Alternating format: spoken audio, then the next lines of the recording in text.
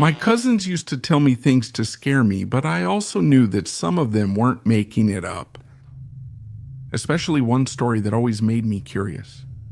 The story of a woman, a witch who floated on moonless nights with her arms outstretched like a virgin. But there was nothing sacred about her.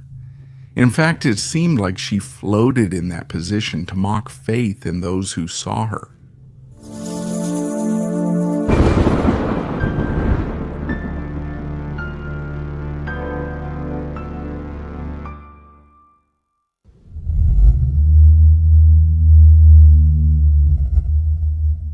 Good evening, my Relatos de la Noche community.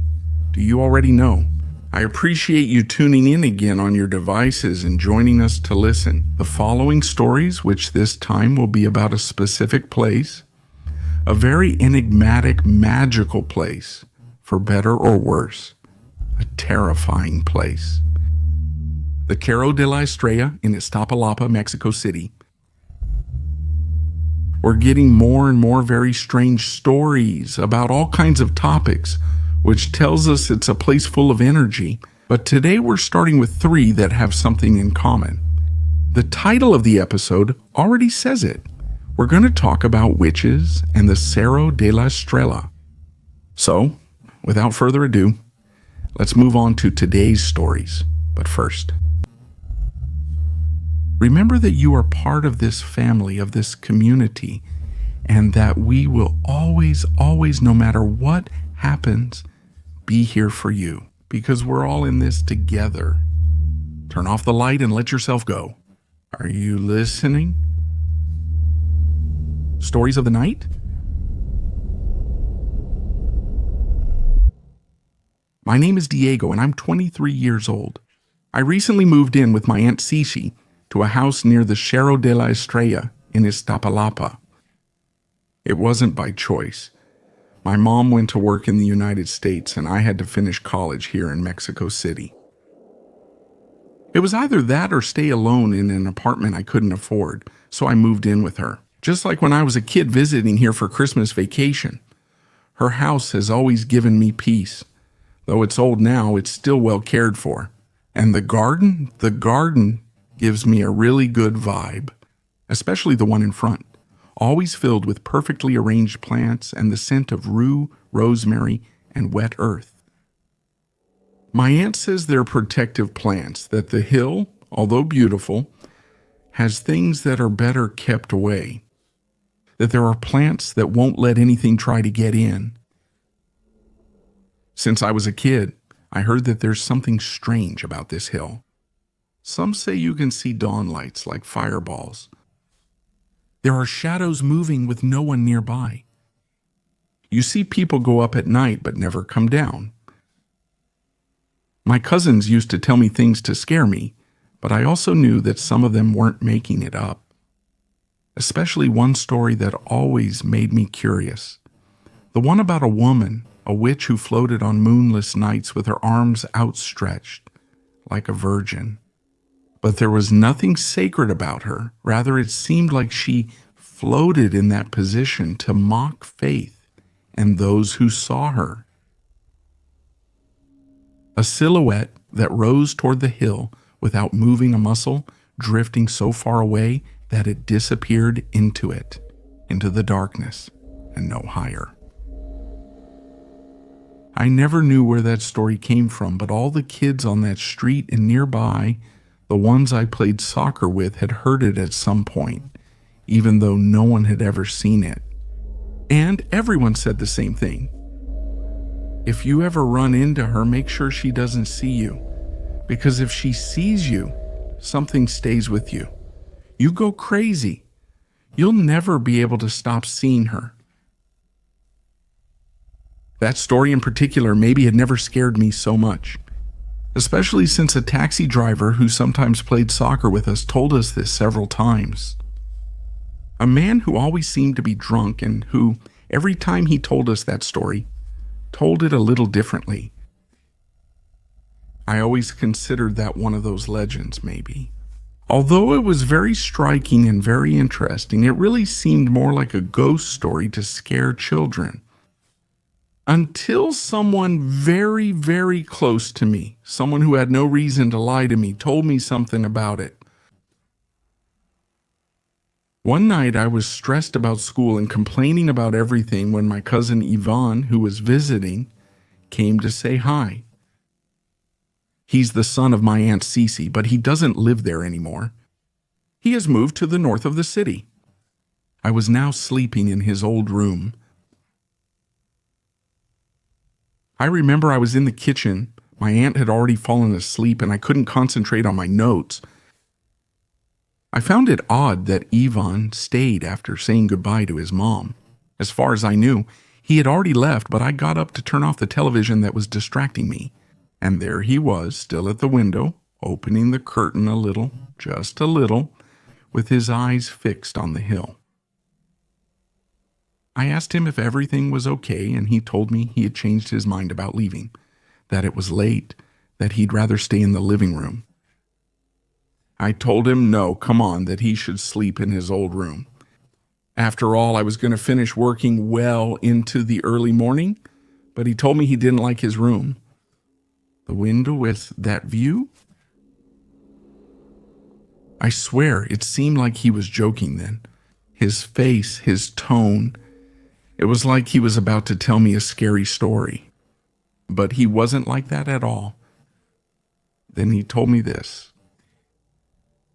Don't laugh, but I need you to forget for a moment all the times that, when you were a child, I told you not to believe. The stories people told and everything they said appeared around here. Seriously, I need to tell you something. Something that only a friend knows, and that's it. I feel like I have to get it off my chest, and you're going to trust me more than him. I think he didn't make fun of me when I told him, because I was right there. But I'm going to tell you, just promise me you'll believe me. I laughed a little nervously. I told him to go ahead, that it wasn't like I was going to get scared that easily.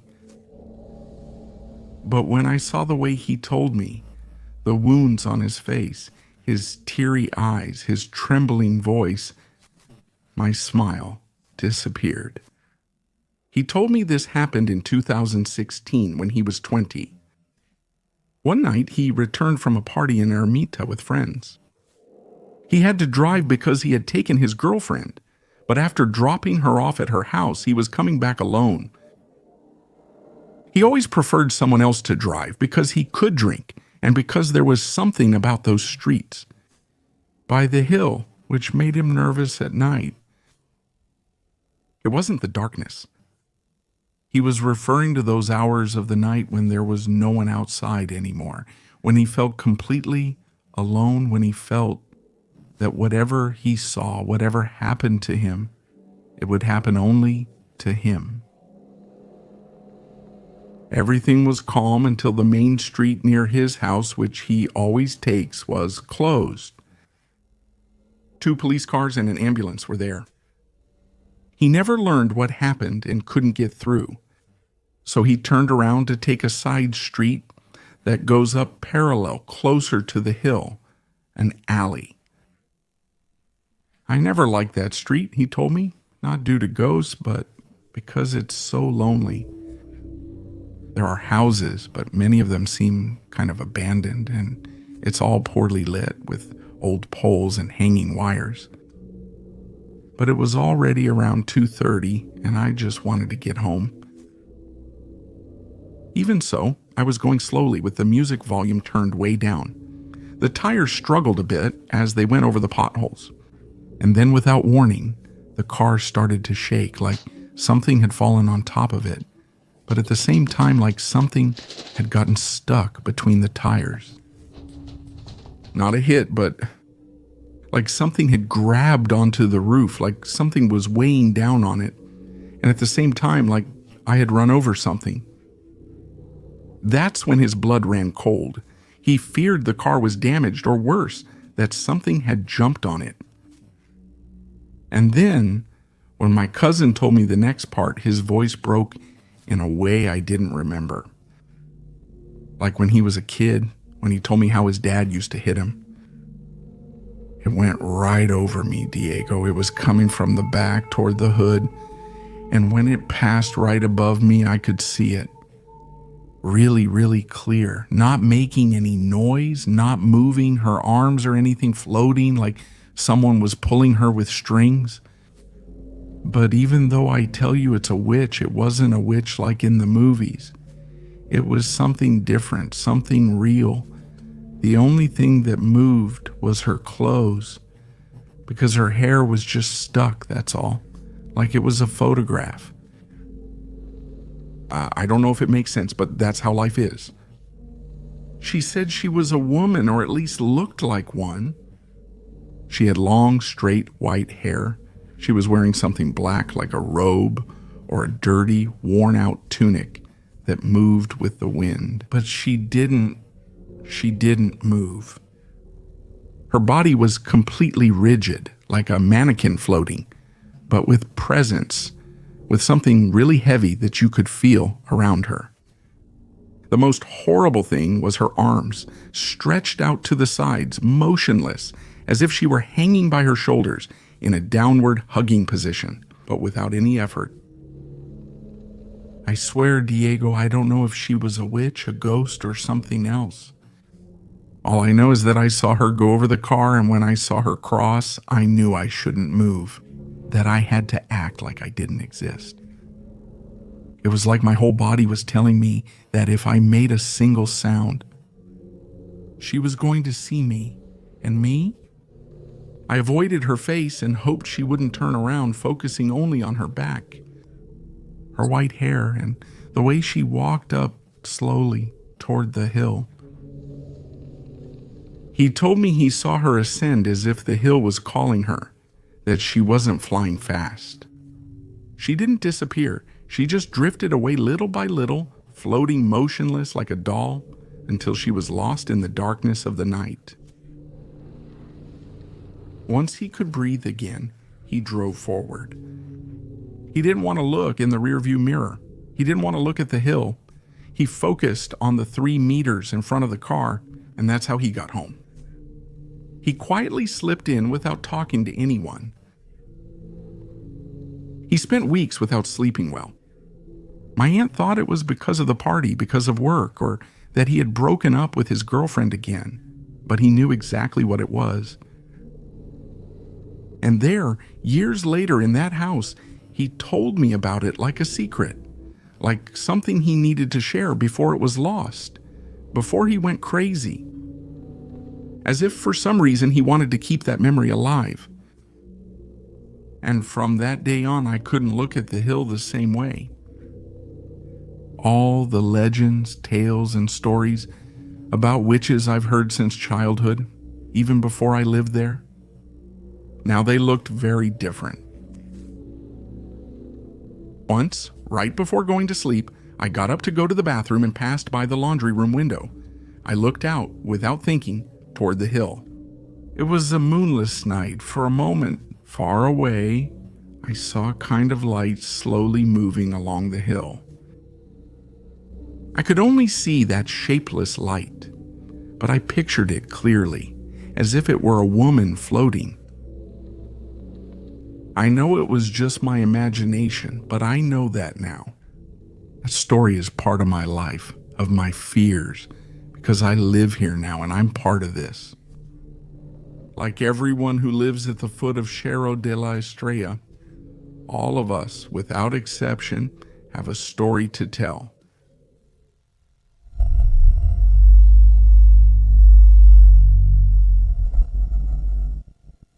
Hello, community. I'm Javi. I'm really glad to finally greet you with one of my own stories. A few years ago in high school, I lived with my parents in Iztapalapa. I used to take Metro Line 8 to go to and from school and my job at a carpentry workshop. Everything was far from me, but that's just my luck. One night, coming home after a very long day, I had an experience that I still can't explain. It was around 10:30. I got on the subway at La Viga station. The car was almost empty. I didn't really pay attention, just got on the emptiest one I saw. I sat down and took out a book from my backpack to make the most of the travel time. When I reached Patlaco Station, 3 girls boarded. I couldn't help but notice them and look at them. They were very fair-skinned and dressed like Mennonites, although their hair wasn't blonde, but dark brown. One of them was carrying a small child in her arms, no older than 2 years old. They sat near me, and one of them, the one who wasn't carrying the child, looked at me and smiled. "Is that book good?" She asked me, referring to a book by Carlos Fuentes that I was reading because I had to do it for school. I replied that I was just starting it, but it was more interesting than I expected. She nodded, smiling, and told me that her dad had been an avid reader of that kind of books, but he had already passed away. She said if I ever needed one, she could give me the ones no one would read at her house anymore. Of course, I didn't think she was serious, so I told her thanks, that it would be fine. "Get off with us and come with us. It's just a couple of blocks. You come with us, and then you can take them with you." She told me that. Something felt really strange. No matter how much they wanted someone to walk with them, so they wouldn't have to walk alone down a dangerous street, it was extremely strange for them to invite a stranger out of nowhere. I thanked her, but I told her I had to get home early. She insisted, saying it wouldn't take me long, that I'd be back in 10 minutes. One day, her mom would throw out all the books, claiming it was a favor. Her voice was very soft, almost hypnotic. Somehow, she made the whole conversation seem almost normal, although, of course, it wasn't. I was uncomfortable, but didn't know how to refuse her without being rude. At the next station, Squadron 201, 3 young people in uniform got on, 2 men and a woman. They sat in front of me and started looking at me, then at them, and to whisper among themselves. The girl was watching me with a worried expression. At Iztapalapa Station, the 3 women stood up to exit. Before leaving the car, the person who spoke to me turned and said, "I'll see you soon." Her voice, this time, even though it kept the same tone, sounded different, as if she had something in her throat. I shuddered. After the doors closed and we moved forward, the guys who had gotten on at Squad 201 approached me. "Are you okay?" the girl asked me. I told her yes, even more confused. I don't like talking to people, and now these were the second strangers I had to interact with. "You weren't with them, right? With the girls and that ugly doll?" I told him no, that they had started talking to me because of the book, but at that moment I realized something. "You're talking about the girls with the baby, right? The ones who just got off." "Which baby?" "The ones who got off. The one who said goodbye to you." The doll was horrible, cardboard, with a poorly painted face. "Is that what you mean about the baby?" I stayed quiet, unsure what to say. I had clearly seen a baby. It had moved, it had seen me, it was really cute. I almost pinched his cheeks because it looked so adorable. A woman sitting at the back of the train started laughing from there, and she told me they didn't have any baby, that they were witches, that it wasn't the first time she had seen them. As soon as she spoke, one of the boys in uniform shouted excitedly and began hitting the other on the back. "See, I told you they were the witches. They nearly took my dad once."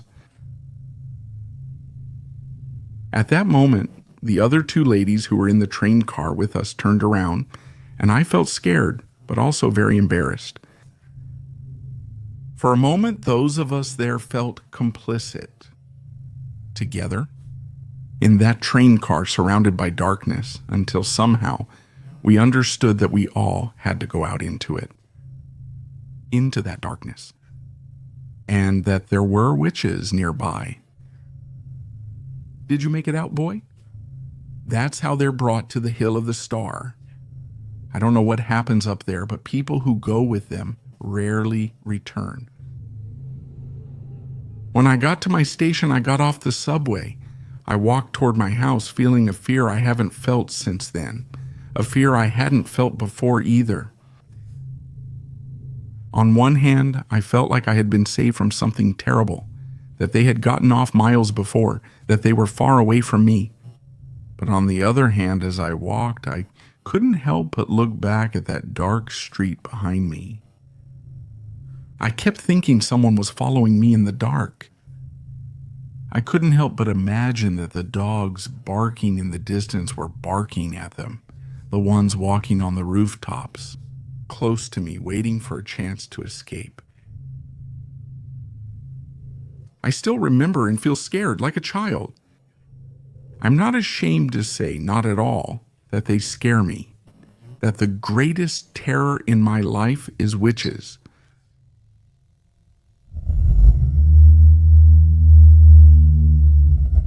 Thank you for staying with us, community, for continuing to listen. And this story that just happened is very similar to other cases we've heard before. So if you have something like this, something similar, share it. Remember that only true fans make it this far. Most comments say not everyone can handle a full episode of Relatos de la Noche, which is strange because I know for us it's already normal and we're used to it. But for people who are just arriving, well, it seems a bit intense to them.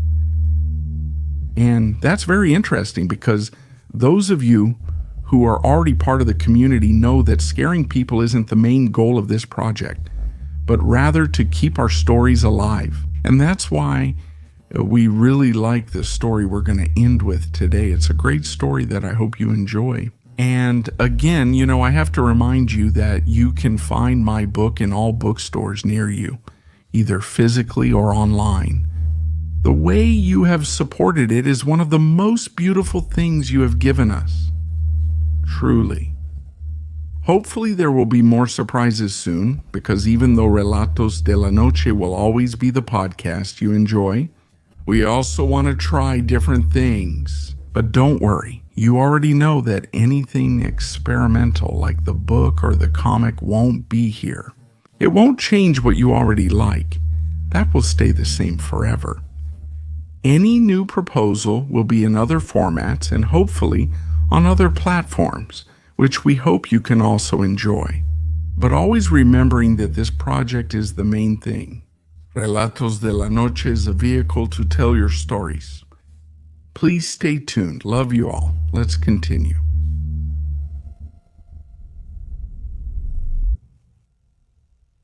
My name is Mariana, and what I'm about to tell you is something I heard when I was just a little girl.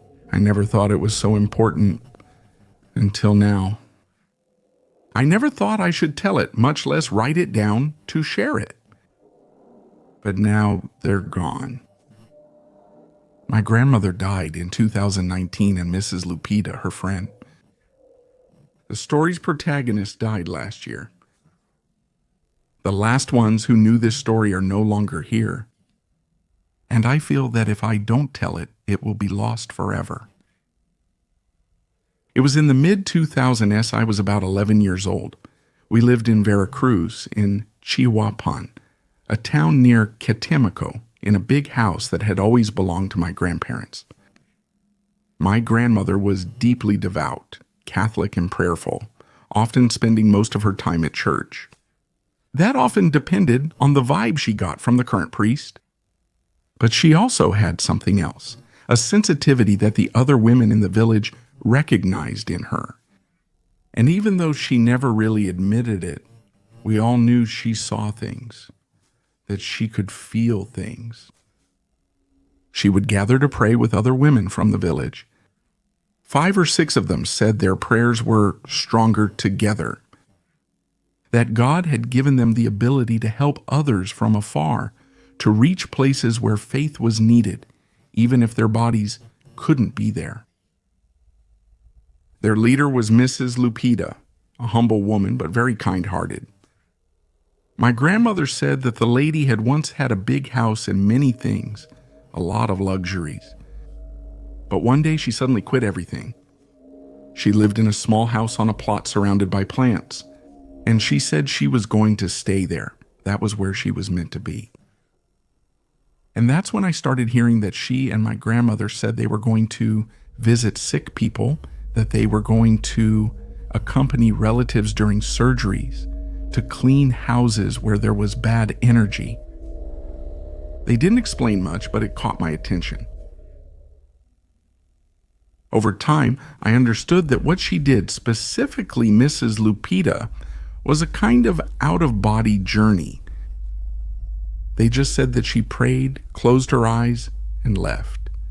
And when she came back, she would return either crying or laughing, depending on what she had seen. My grandmother told me that Lupita always woke up sweating. She said that her body didn't feel cold, but her soul did. According to what my grandmother told her, she would eventually be able to transport her soul to help, so that Lupita wouldn't go alone. One night during vacation, I remember it well. Mrs. Lupita came to the house with another lady from the prayer group, but they weren't alone. They brought a lady I didn't know. Who was she? Young, elegant, well-dressed, but with a very sad face. She was from Boca del Rio. From what I heard, her mother-in-law was very ill, bedridden, with her body damaged on the inside, as if she were falling apart while still alive. She said the doctors didn't know what it was, that it even smelled really bad, like something rotten, that she didn't speak anymore. That fear had completely entered the house, that it had taken her. Something very dark remained there, in that house in Mexico City. Her husband had stayed, but she had to go back to Veracruz. And then someone told her about that prayer group, about Mrs. Lupita and her abilities. They told her to go, that maybe they could help her. So my grandmother and Mrs. Lupita offered her the usual, what they always did, to start praying. That night they would meet, like every time they needed to, at 12 o'clock. The lady wanted to leave them money, but they never accepted it. They said that this ability was a gift, a blessing that God gave them, and if they charged for it, they could lose it. And I remember that night I stayed awake. I don't know why. I don't know if it was out of curiosity, but I just did. I secretly went to the living room. From the window, I could see the house next door, where they would gather that night. From there, I could see them praying with candles for many saints who were with them. And in the center was Mrs. Lupita, guarded by all the others. All of them were silent, with their eyes closed. My grandmother was there, near Mrs. Lupita in the center, clutching her rosary. And suddenly something changed. It wasn't a noise, it wasn't a light, it was a cold that suddenly came over us that entered my house. But they felt it too, immediately. I saw how one of the women, the youngest one, got up and closed the curtain just before I could see how they all opened their eyes, how my grandmother stood up. Only Mrs. Lupita remained motionless. About half an hour later, my grandmother arrived at the house, sweating, scared. She asked my mom to go with her. She said that Lupita was in very bad shape.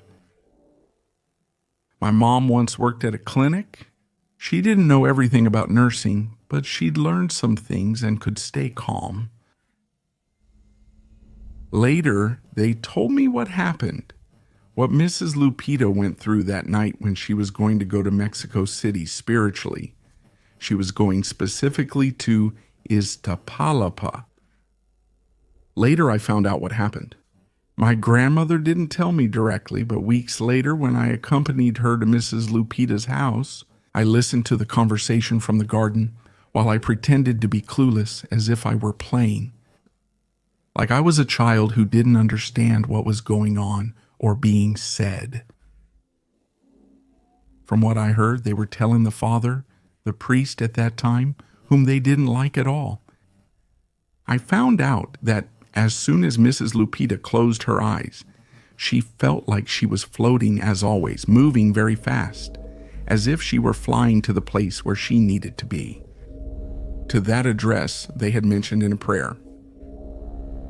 But this time she didn't see any light. There wasn't any. There was no calm. She said everything was black, that the air felt thick, hot, that her spiritual body, or whatever you want to call it, suddenly she started sinking quickly, falling as if something was pulling her. She opened her eyes in another plane and suddenly landed on a dark, empty street in an unfamiliar place. There was no noise. There wasn't even any wind. She was just there, with the terrible certainty she wasn't alone. She started walking, trying to find the house of the lady who had asked for help, but nothing made sense. The houses looked abandoned, distorted.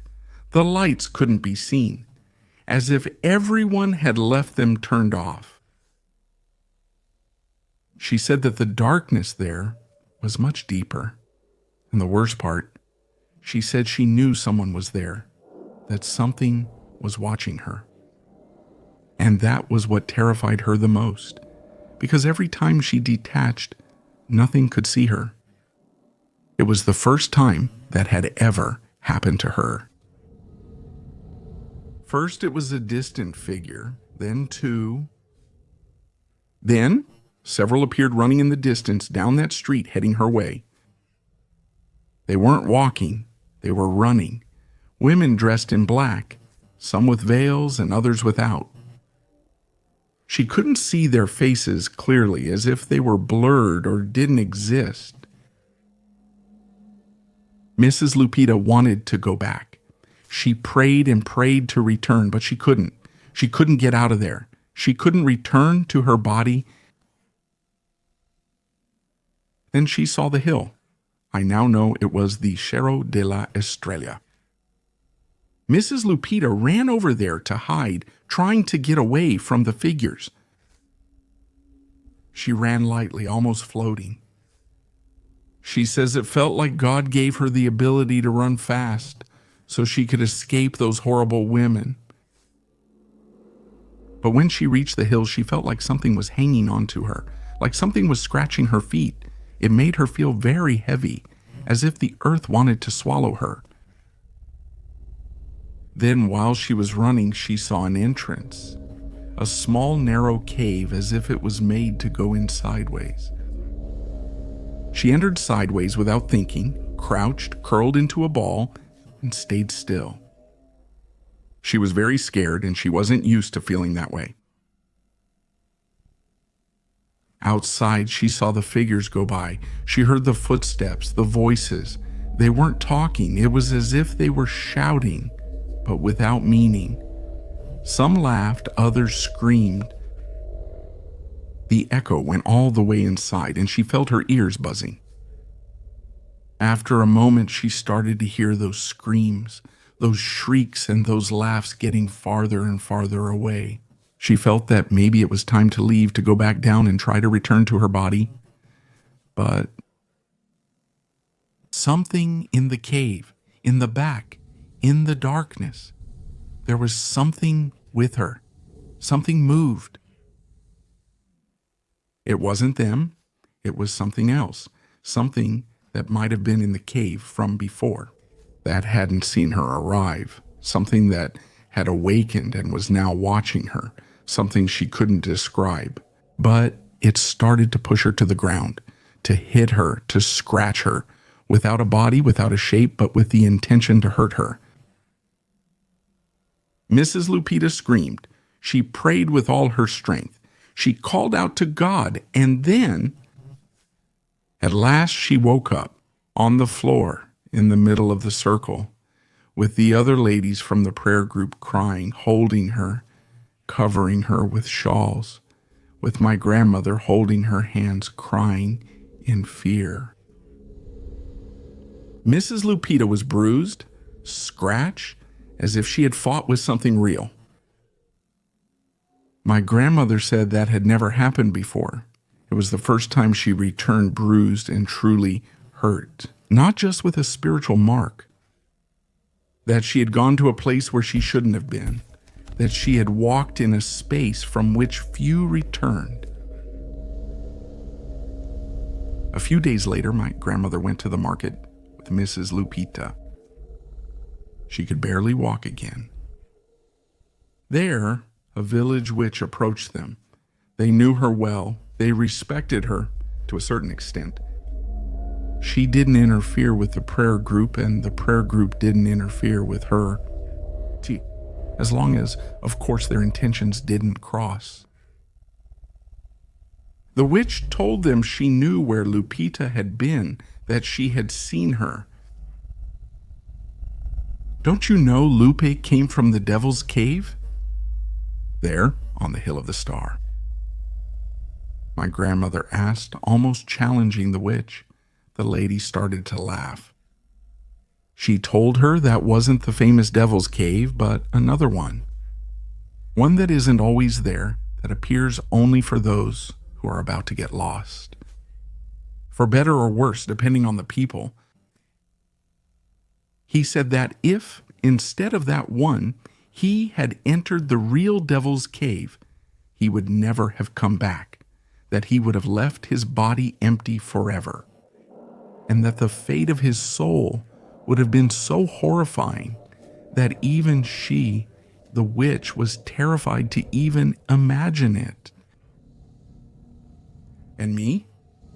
I pretended to be clueless, then suddenly turned to see the terrified eyes of the poor priest as they told him.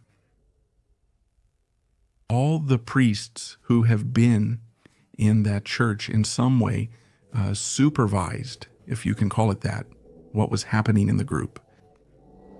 Some more, some less, based on their trust in the group, and most importantly, the group's trust in them.